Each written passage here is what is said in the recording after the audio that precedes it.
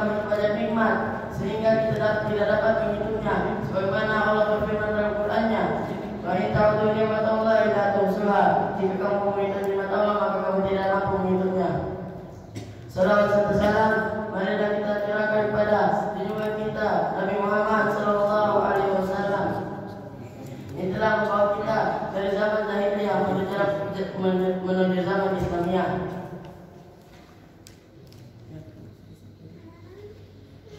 Dia akan mengisi kajian pada pagi hari ini, yakni Ustaz Muhammad Fauzi ilaihi pada tafadhal masykurah.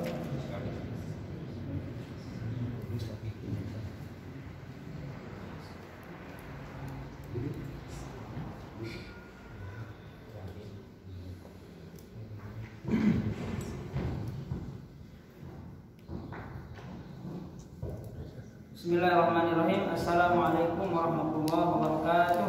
Waalaikumsalam warahmatullahi wabarakatuh. Innal hamdalillah nahmaduhu wa nasta'inuhu wa nastaghfiruh wa nastahdihi wa na'udzu billahi min shururi anfusina wa sayyiati a'malina. May yahdihillahu fala mudilla lahu wa may yudlil fala hadiya lahu. Asyhadu an la ilaha illallah wahdahu la syarika lahu wa asyhadu anna Muhammadan abduhu wa rasuluh.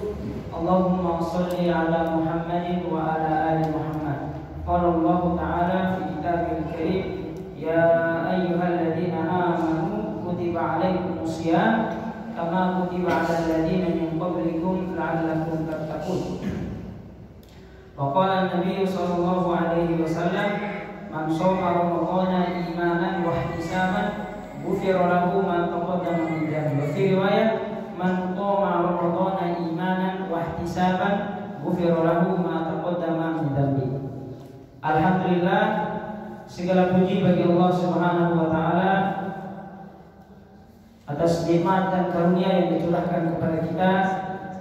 Dialah Allah Subhanahu wa taala yang telah menciptakan kita lalu menciptakan seluruh kebutuhan hidup kita. Dan dialah Allah Subhanahu wa taala yang menurunkan Al-Qur'an, juga mengirim Rasul untuk menjelaskan makna-makna daripada isi Al-Quran. Salawat dan salam semoga tercurahkan kepada Nabi Allah yang mulia, Nabi Muhammad sallallahu alaihi wasallam. Jamaah rahmatullah, sebenarnya kayaknya yang punya jadwal ini adalah mudir, cuma karena beliau sedang sakit istrinya, jadi mau tidak mau hadir yang harus menempati posisinya. Ya, karena kita sebagai pengganti maka materinya biasanya tidak maksimal, tapi mudah-mudahan tidak mengecewakan. Ya, tadi. Baik, satu orang ambil. Nah, ini satu yang mengecewakan. Nah, oke. Baik, alhamdulillah, ini adalah hari kedua kita berpuasa bagi yang mengikuti Muhammadiyah, dan hari pertama bagi teman-teman yang mengikuti pemerintah, ya.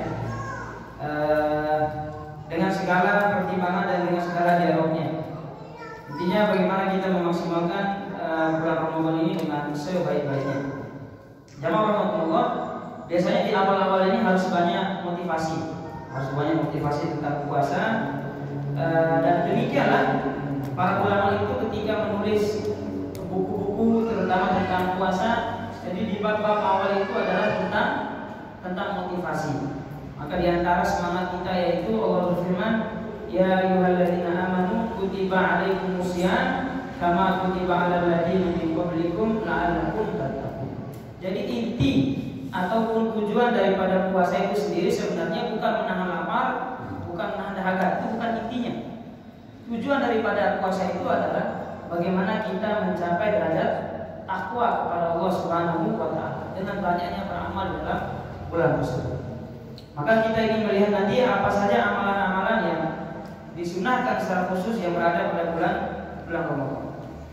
Namun sebelumnya jamaah rahmatullah, secara ringkas coba yang akan sampaikan keutamaan umum daripada puasa dan keutamaan bulannya. Keutamaan puasa secara umum dan keutamaan bulannya.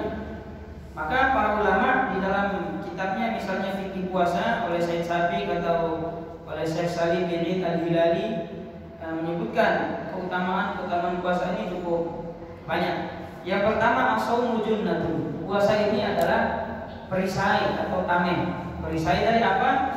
Yang pertama dari syahwat, Maka terutama yang pemuda-pemuda yang ingin menikah tapi belum mampu menikah, nah ini dianjurkan oleh Nabi SAW berpuasa. Maka dalam hadisnya Nabi bersabda, ya ma'syarus syabab, wahai sekalian para pemuda, man istata'a minkumul ba'a falyatazawwaj. Barang siapa di antara kalian yang mau atau yang telah mampu menikah, falyatazawwaj, hendaklah menikah, jangan tunda-tunda. Fa innahu aghaddu lil basar, karena menikah itu lebih menjaga pandangan. Wa ahsanu lil farji, dan dapat lebih menjaga kemaluan. Fa illam yastati fa alaihi bisyam. Jika tidak mampu maka dia wajib atau harus berpuasa. Fa innahu lahu wija, karena puasa itu baginya adalah perisai, yaitu yang menahan dirinya daripada keinginan yang kuat tersebut. Kemudian yang berikutnya, puasa ini tameng dari apa? Yaitu tameng dari neraka, yaitu pelindung penghalang kita daripada neraka, an-nar. Maka jamaah rahimakumullah, dalam sebuah hadisnya Nabi bersabda, man shoma yauman fi sabilillah. Barang siapa yang berpuasa satu hari di jalan Allah, ba'adallahu bidzalika wajhahu 'anil nar 70 khalifan. Maka Allah akan menjauhkan dengan puasanya yang satu hari itu wajahnya. Tentu saja bukan hanya wajahnya semuanya. 'Anil nar, dari neraka 70 khalifan. 70 kali musim gugur. Berarti jauh sekali itu. 70 kali musim gugur jarak waktunya. Ini dia. Kemudian yang kedua, as-shaumu yudkhilul jannah. Puasa ini bisa menjadi sarana untuk kita masuk surga. Maka dalam sebuah hadisnya ada seorang sahabat yang datang kepada Rasulullah dan bertanya, "Ya Rasulullah, dullani ala amalin adkhulu bihil jannah." Tunjukkan kepadaku satu amalan yang aku masuk surga. Maka Nabi bersabda, "Alaika bis-shaum la mislah." Engkau wajib berpuasa, enggak ada lagi yang lain. Alaika bis-shaum la mislah. Engkau wajib berpuasa, tidak lagi ada yang lain. Cuma jamaah rahimakumullah, dalil-dalil dari Al-Qur'an ini tidak boleh difahami satu persatu. Tidak boleh dipahami secara parsial, tapi harus diintegralkan. Harus dijamul adillah, dikombinasi. Nah, jangan sampai dengan dalil ini ada orang yang tidak mau sholat, hanya mau puasa saja. Karena telah cukup masuk surga, cukup dengan sholat. Alaika bis-shaum la mithla lahu, kata Nabi. Engkau cukup berpuasa, tidak ada lagi yang lain. Nah, ini harus dikumpulkan dengan dalil-dalil yang lain. Bahwa bunyal Islam ala khamsin. Islam itu dibangun di atas 5 perkara, diantaranya syahadat, kemudian sholat, zakat, puasa dan haji. Nah, jangan sampai kita memahami dalil secara parsial. Nanti kayak pendeta Saifuddin itu kita, Saifuddin Ibrahim. Jamaah rahimakumullah.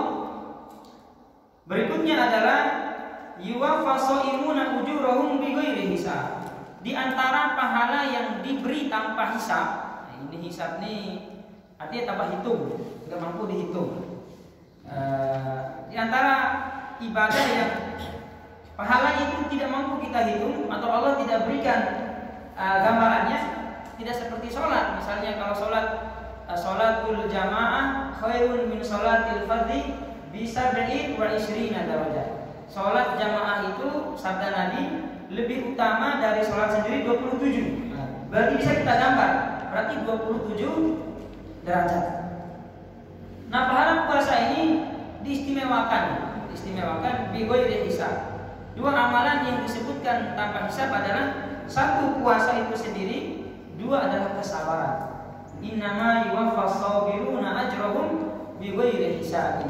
Sesungguhnya diberi pahala orang-orang yang sabar itu tanpa hisab, tanpa mampu dihitung. Nanti insya Allah hadisnya kita sebutkan kemudian. Yang keempat, lisoimi farhatani. Nah, ini kebahagiaan untuk orang yang berpuasa secara umum. Dan kebahagiaan ini tidak hanya dimiliki oleh orang-orang kaya, yang di depannya ada hidangan-hidangan mewah, nggak hanya orang kaya yang bahagia menanti berbuka puasa ini. Ini memang nikmat Allah secara umum, diberikan kepada orang puasa, baik yang kaya maupun yang miskin, baik yang menu berbukanya lezat atau standar-standar saja. Maka mereka mendapatkan dua kebahagiaan.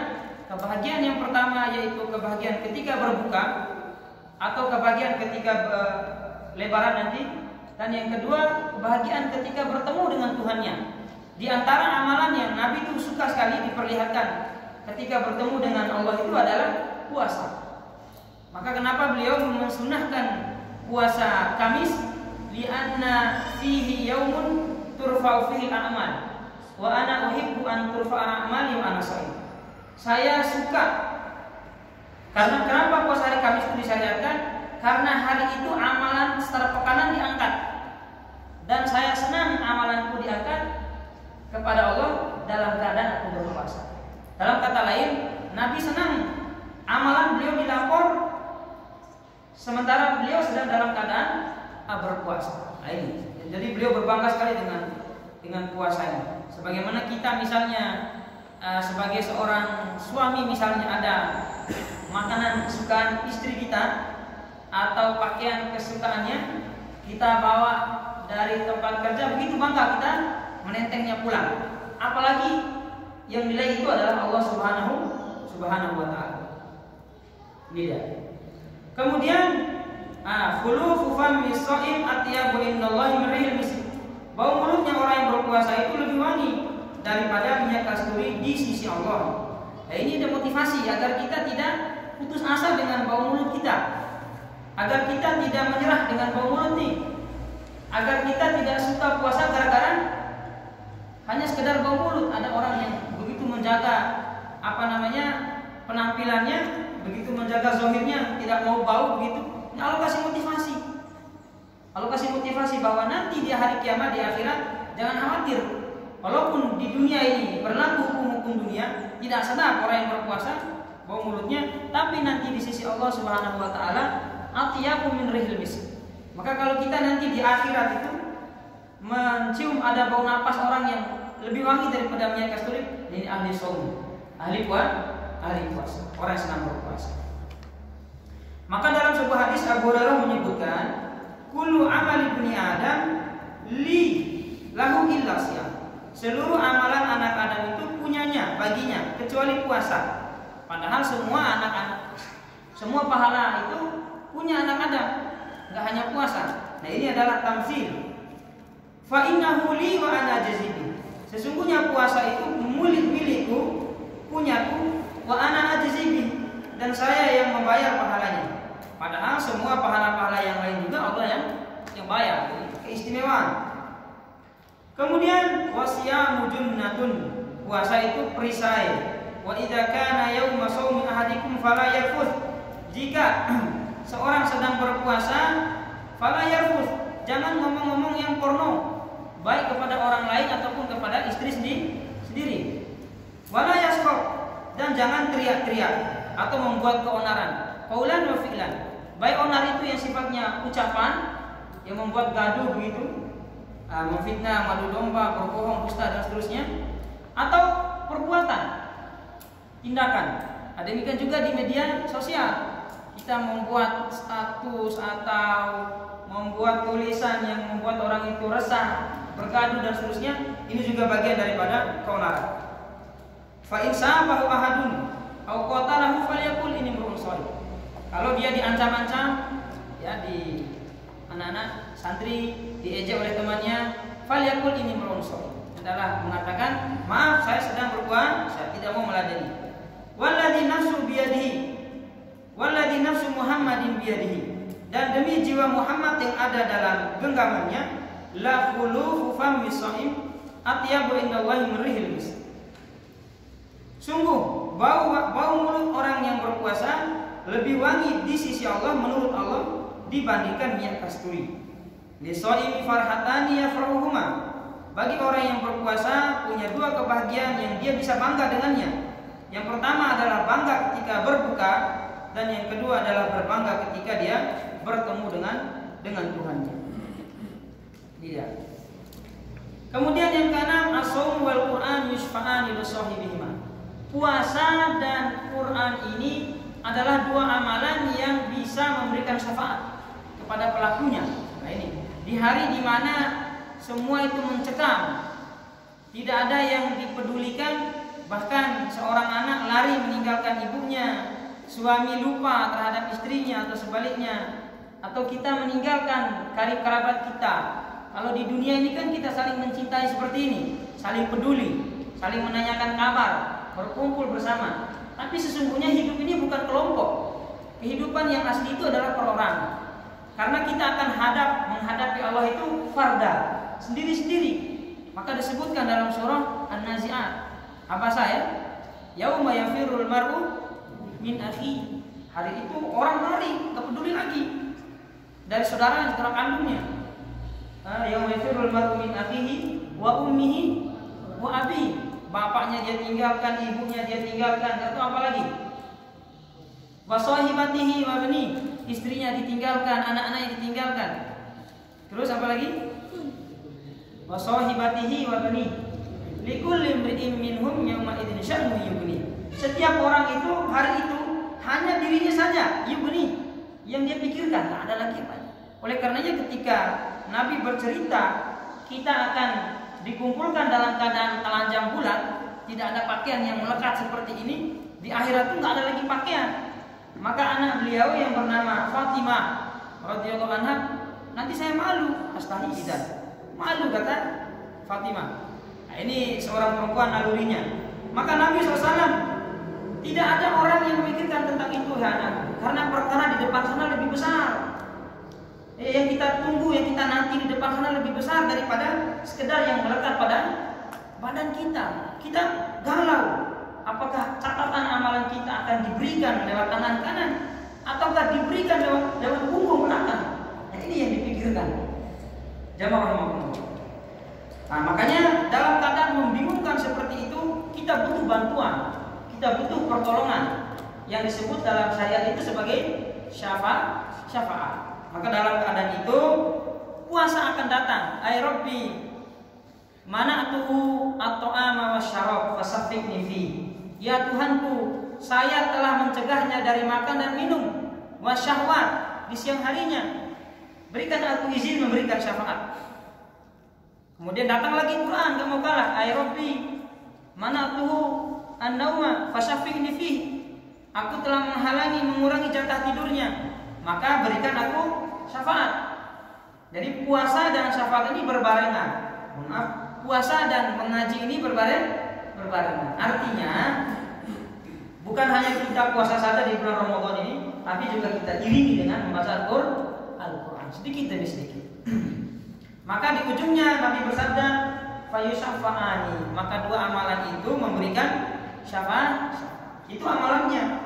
Tapi kalau manusianya yang memberikan syafaat itu mutlak, hanya Nabi SAW, bukan wali-wali. Kan seperti saat ini banyak ceramah-ceramah, nanti wali majdzub itu bisa memberikan syafaat. Tidak, hanya Nabi. Bagaimana seorang wali bisa memberikan syafaat? Nabi Ibrahim aja bingung. Orang nanti kita pergi ke Nabi Adam, Abul Bashar, Nabi Adamnya nolak, saya nggak bisa.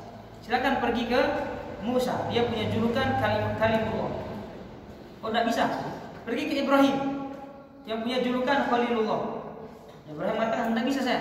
Tolong pergi ke Isa, dia punya julukan Ruhullah, Ruhnya Allah.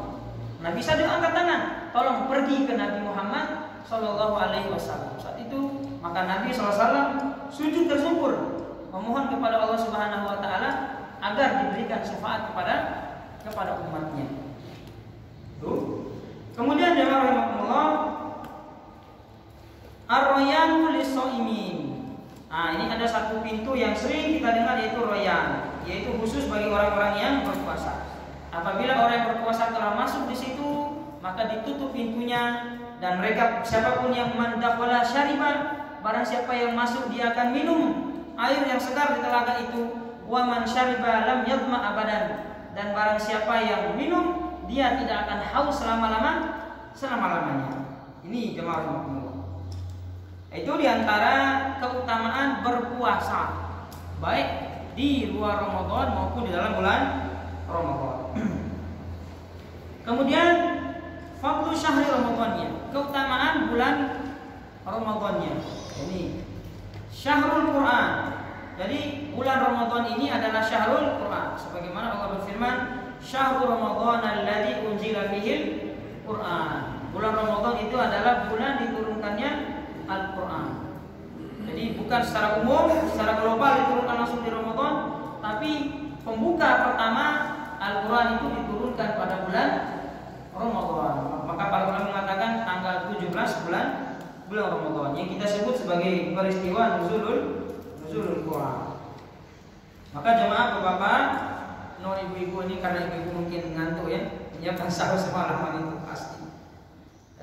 Para santri Masya Allah ya, kita harus bisa mencicil membaca Al-Quran target per target, jangan sampai di bulan yang penuh dengan kemuliaan ini kita sia-siakan begitu saja. Kemudian tasfidus syayatin,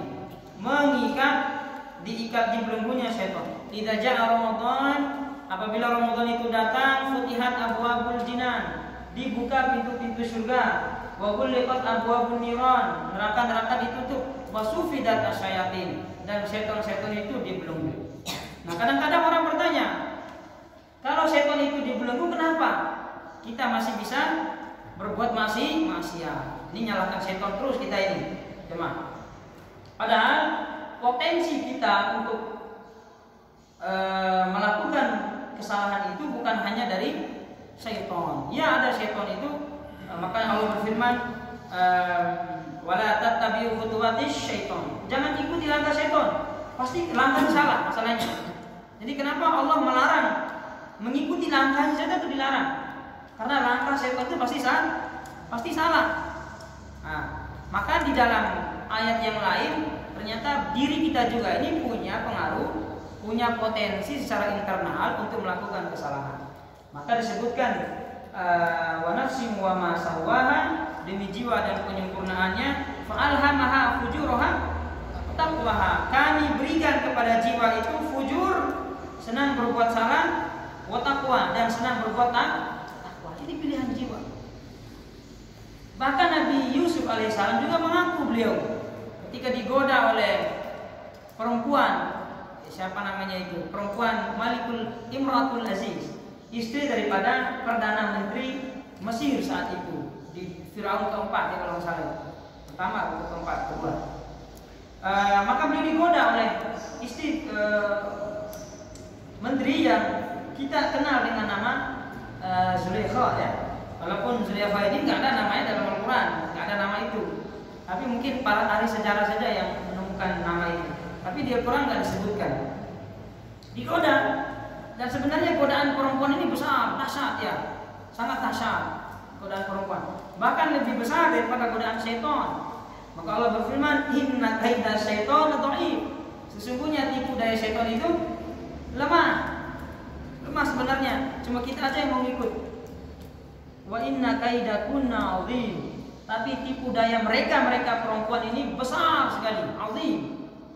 Makanya dalam hadis Bukhari Muslim dari Abu Hurairah itu, Nabi menyebutkan ma taraktu ba'di, saya tidak pernah meninggalkan setelahku ini, aku meninggal nanti itu, fitnatan, satu ujian, adorru ala rijal, yang lebih berbahaya bagi laki-laki itu, min fitnatil mar'ah, yaitu dari fitnah perempuan besar sekali. Betapa banyak orang-orang yang tumbang gara-gara fitnah perempuan. Firaun juga itu sebenarnya dia tumbang itu sebenarnya karena tidak mampu mengelola istrinya ya. Jadi Firaun kan bengis dia. Jadi semua bayi-bayi Bani Israel ditebang lehernya, gitu. Agar dia tidak mengganti kerajaannya sebagaimana takwil mimpi dia itu. Nah, tapi ada satu bayi Bani Israel yang kelolosan, yang dihanyutkan oleh ibunya dari atas begitu. Kemudian pakai peti ke bawah begitu. Harun Yahya menyebutkan pakai peti di dalam bukunya. Sebenarnya Harun Yahya ini bagus dulu-dulunya, tapi sekarang udah keliru beliau. Beliau analisa, dia lepas pakai petinya, kemudian ditahan oleh penjaganya dan dilihat oleh istrinya ini bayi, gagah sekali ini. Firaun ini ingin tebas atau tolong tebas lehernya. Kata istrinya jangan, la'allahu qurrata a'yunun li. Mungkin dia bisa menjadi penyejuk mata. Jadi Firaun ini nggak punya anak, Pak. Firaun ini nggak punya dengan istrinya bernama siapa? Aisyah? Asia ya. Bukan Aisyah ya, itu nama organisasi Aisyah. Asia ya. Nah, kata istrinya jangan tepas ini, Pak, begitulah. Mohonlah begitu, jangan tepas ini. Nah, biarlah ini menjadi penyejuk mataku. Jadi di dalam Sahih Bukhari itu disebutkan ketika kenapa Aisyah itu menjadi salah satu penghuni surga dari 3 wanita itu. Salah satunya kata istri Firaun ini. Nah, karena beliau itu termasuk orang yang bertauhid kepada dia, tidak sekali-kali tidak mau kepada Firaun ini. Tidak mau tunduk, tidak mau mengakui dia sebagai Tuhan. Tapi Firaun ini cinta sekali sama istrinya, makanya tidak diapa-apakan. Nah, ketika setiap kali Firaun ini ingin mendatangi istrinya di malam hari, kita rojaf, dia bergetar sehingga tidak jadi. Makanya nggak punya anak sampai dia meninggal dunia, nggak punya anak. Maka istrinya kangen, kepengen punya anak. Nah, lihat anak ini, dia mau gendong, dia mau kasih besar. Hari Firaun dulu nih, padahal ini nih, ya, ini yang akan menumpangkan kerajaannya, masuk dengan sendiri jemaah. Maka demikian juga jemaah rahimakumullah, ada satu kata yang bagus di balik seorang koruptor itu. Mungkin ada seorang istri yang gaya hidupnya glamor. Ada seorang istri yang gaya hidupnya glamor. Maka ini fitnah perempuan ini bukan hanya perempuan yang bukan mahram kita, tapi lebih-lebih perempuan yang menjadi mahram. Maka seorang laki-laki, maka sebagai kita sebagai suami harus menjadi qawwam, pemimpin. Jangan kita yang dipimpin. Ini menyalahi fitrah kita. Baik jemaah rahimakumullah. Bagaimana kok syaitan bisa membuat kita bisa melakukan kesalahan? Nah, tadi itu karena kita udah terbiasa melakukan kesalahan di luar Ramadan, terbawa-bawa sampai ke bulan Ramadan. Maka jemaah rahimakumullah, walaupun syaitan itu diikat, bukan berarti tidak bisa memberikan bahaya ini. Begini ayahanda, tiang ini ikat singa lapar di situ di tiang itu. Pakai borgol kuat ini kuat ya. Bisa nggak dia membahayakan kita? Bagaimana Pak Ketua? Bisa nggak singa lapar diikat? Bisa nggak membahayakan kita? Secara zahirnya nggak bisa tuh. Tapi kalau kita dekat ke tiang sana, diterkam kita. Nah itu maka kata Dr. Zakir Naik itu sebenarnya di Ramadan ini bukan setan yang mendatangi kita, tapi kita yang mendatangi setan. Maka diterkam kita, walaupun diikat diterkam. Nah itu jawaban beliau.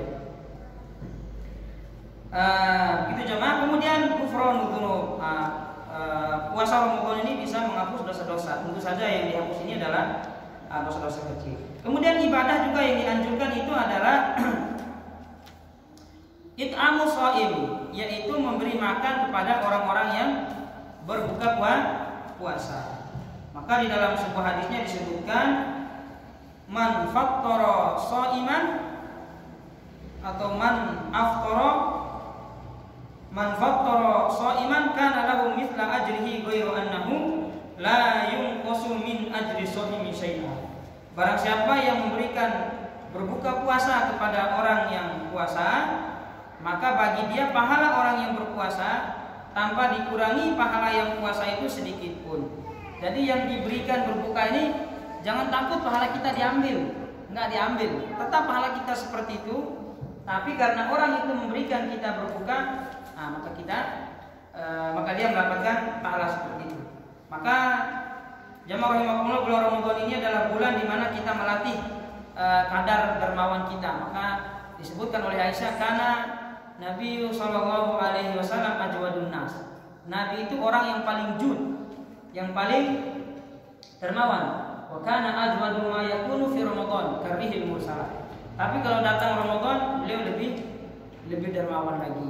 Maka insyaallah para santri kita ini jamaah rahimakumullah bisa menjadi sasaran untuk ibadah kita, yaitu dengan cara memberikan menu berbuka puasa.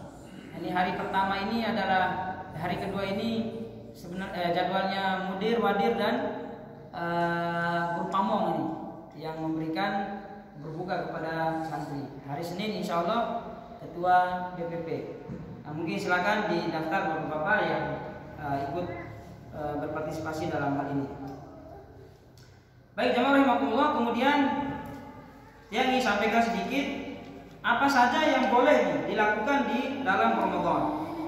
Nah, disebutkan oleh Syekh Sabiq nuzulul ma'i wal ingimasu fihi, yaitu menurunkan, membasahkan air dan berenang atau merendam diri di bulan Ramadan. Jadi misalnya ada orang yang panas sekali karena haus atau lapar, boleh dia menyiram kepalanya dengan air dingin, atau boleh dia berendam di dalam kolam sampai kira-kira dia merasa kena. Maka demikian juga laqad ra'aitu Rasulullah, aku telah melihat Rasulullah sallallahu alaihi wasallam yasubu ala ra'sihil ma', menyiramkan kepalanya dengan air, wa huwa shaimun, dalam keadaan berpuasa, minal aqsi au minal hari, karena dikarenakan beliau sedang haus sekali dan dikarenakan suhunya yang sangat panas. Yang kedua al-iktihal, yaitu mencelak mata atau mengobati mata dengan obat tetes. Ya walaupun dia sampai ke terasa ke tenggorokan, maka kata Syekh Sabiq tidak apa-apa karena mata ini tidak masuk salurannya ke tenggorokan, kata beliau. Wal qatratu wa nahu mimma yadkhulul aina sawa'an awajada ta'mahu fi halqihi am lam yajidhu li'anna al-aina laysat manfadan ilal jawf. Jadi sama saja, apa obat mata itu dia rasa kayak ada rasa di leher tenggorokannya atau tidak ada rasa, maka tidak membahayakan puasanya. Karena mata bukan saluran masuk ke tenggorokan. Kemudian al-qublah. Nah, al-qublah ini apa istilahnya ya? Kissing. Nah, kissing ini Pak Ketua ya. Maka ini boleh, ayahanda, boleh. Karena Nabi SAW pernah diceritakan oleh istrinya, karena Nabi SAW yuqabil wa huwa shahih. Kemudian yang keempat al-huknah mutlaqan, sawa'an akan suntikan. Suntikan ini juga boleh kalau memang harus dilakukan.